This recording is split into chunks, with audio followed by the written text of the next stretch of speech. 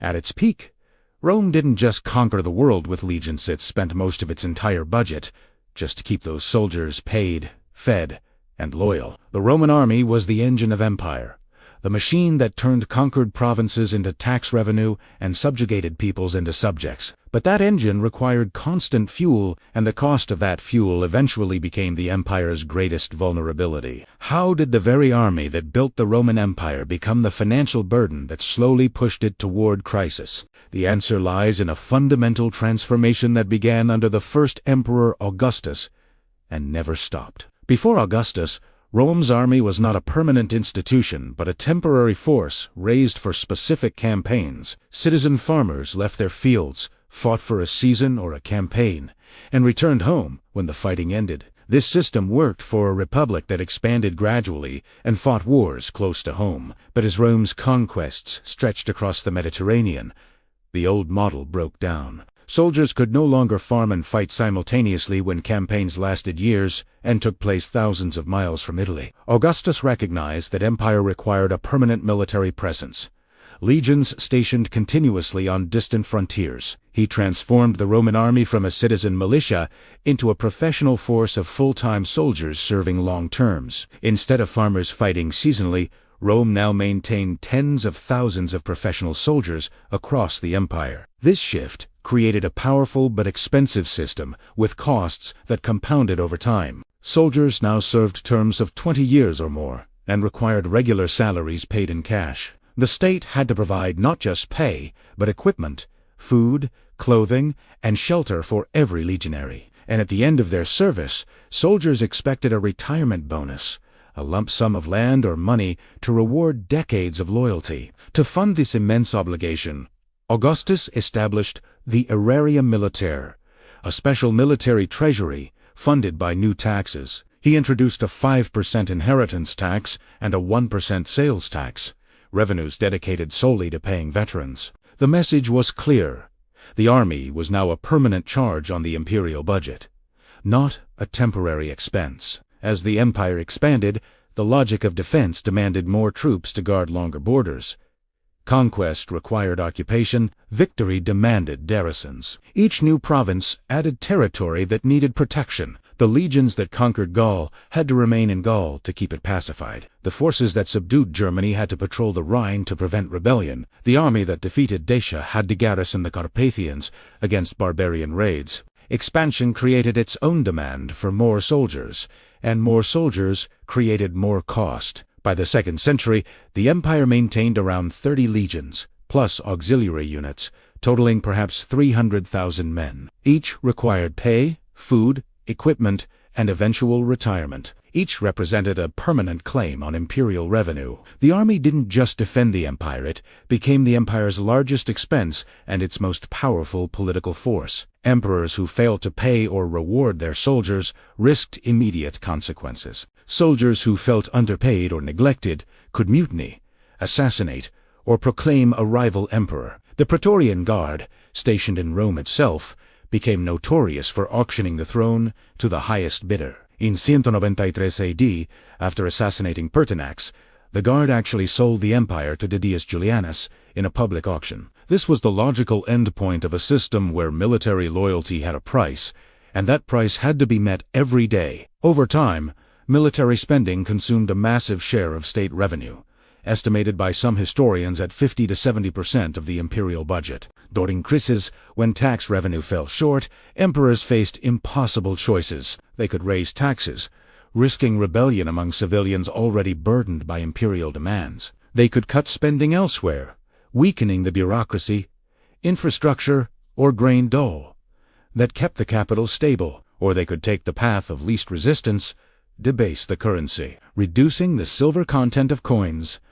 To pay soldiers with money that cost less to produce, this option was invisible to most, understood by few, and devastating over time. Emperors from Nero through the 3rd century repeatedly debased the denarius to meet military payrolls. Each debasement put more coins into circulation, each with less real value, fueling inflation that eroded purchasing power. Soldiers, paid in increasingly worthless currency, demanded higher wages to compensate. Higher wages required more debasement, which caused more inflation, which required higher wages again. The cycle fed itself, accelerating as the 3rd century wore on. During the crisis of the 3rd century, when the empire faced invasion, civil war, and plague, military spending spiraled out of control. Armies proclaimed their own emperors, sometimes half a dozen in a single year, each needing to pay his troops to maintain loyalty. The military had become not just the empire's defender, but its kingmaker, the institution that decided who ruled. What began as a tool of expansion under Augustus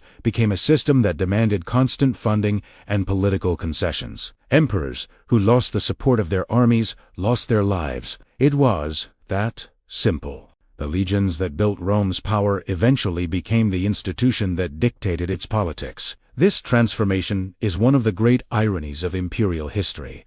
The protector became the master. The army existed to defend the empire, but the empire existed to fund the army. Every other priority's infrastructure, education, arts, justice came second to the demands of military payroll. When Diocletian and Constantine reorganized the empire in the late 3rd and early 4th centuries, they increased the army's size further. More soldiers meant more cost, which required more taxation, more economic control, the state became more extractive, more rigid, more focused on funneling resources to the military at all costs. This pattern did not end with Rome.